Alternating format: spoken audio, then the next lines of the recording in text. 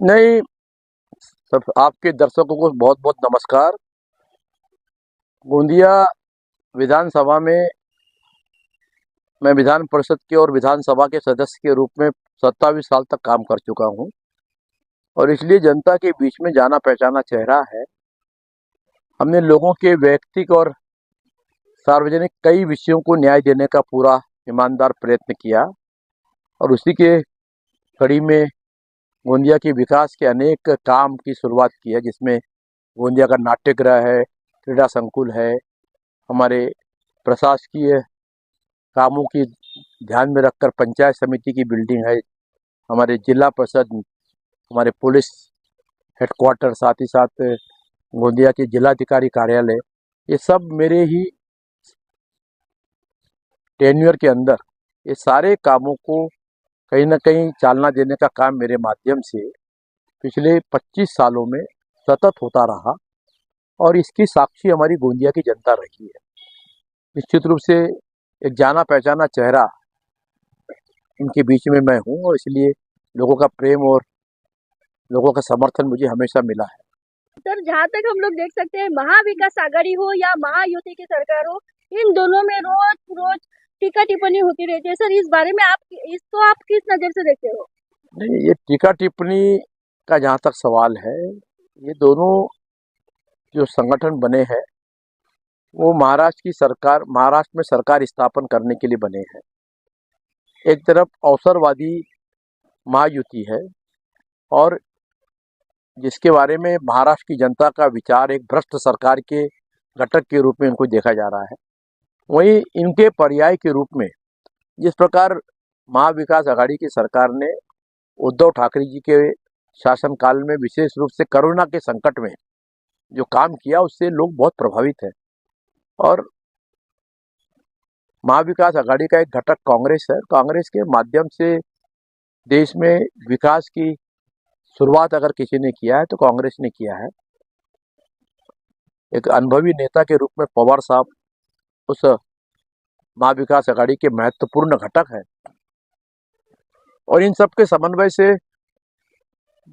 महाविकास आघाड़ी एक अच्छी सरकार दे सकती है, ऐसा लोगों के मन में है। लेकिन जब सीट शेयरिंग का मामला आता है तो सब अपनी अपनी बात करते हैं, लेकिन अब वो सब मामलों में पटाक्षेप हो चुका है। महायुति का भी सीट शेयरिंग नियर अबाउट पूरा हो चुका है।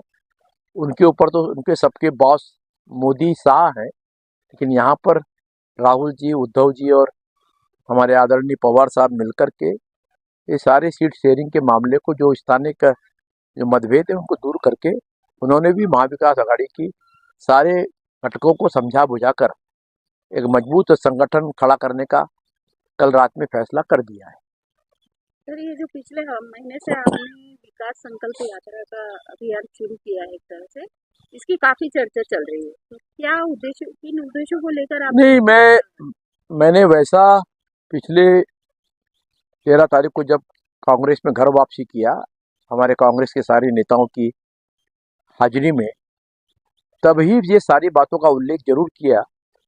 लेकिन फिर भी गांव गांव तक पहुंचकर, गली गली तक लोगों का आने वाले विधानसभा की हमारे चुनाव में आशीर्वाद मांगने के लिए मैं पूरे गोंदिया विधानसभा के हर गांव में, हर टोले और हर गली मोहल्ले तक पहुंचा हूं और वहां एक ही बात का मैंने चर्चा किया है कि मैं किन हालातों में मुझे गोंदिया के विकास के लिए भारतीय जनता पार्टी में जाना पड़ा, जहां सिर्फ हमें धोखा ही मिला, हम एक षड्यंत्र के शिकार हुए और इस सब के बाद भी जब निष्ठा से हम लोग काम कर रहे थे तो भारतीय जनता पार्टी, जिस व्यक्ति ने पार्टी के साथ विश्वासघात किया, उसी को मजबूत बना रही थी और इसी से दुखी होकर लोकसभा के चुनाव के अंदर ईमानदारी से काम करने के बाद हमने पार्टी के को राम राम करने का ही निर्णय लिया और इसीलिए वो घर वापसी का कार्यक्रम हुआ।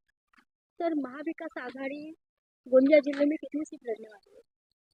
7 सीट लड़ने वाली महाविकास आघाड़ी, 7 सीट लड़ने वाली है। 2024 विधानसभा निवडणूक आप किस नजर से देखते हो?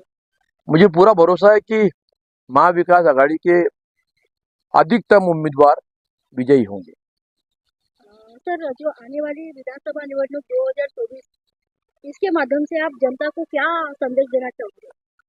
नहीं, मैंने 2014 में गोंदिया क्षेत्र की जनता को बहुत बड़े बड़े आश्वासन दिए, बहुत बड़े बड़े प्रकल्पों की कल्पना दी, जिसमें हमारा मेडिकल कॉलेज था, सिंचन के बड़े बड़े प्रकल्प थे। साथ ही साथ हमारे गोंदिया में एग्रीकल्चर कॉलेज, गोंदिया में पॉलिटेक्निक और नर्सिंग को मजबूत बनाने का काम, आईटीआई को उसकी क्षमता को बढ़ाने का काम जो पिछले 30 साल में नहीं हुआ, वो सब मैं करना चाहता था। और साथ में मेडिकल कॉलेज का दवाखाना बनाकर लोगों को मुफ्त में इलाज देने की मेरी योजना थी, और इसीलिए लोगों ने विश्वास करके मुझे चुनकर भेजा।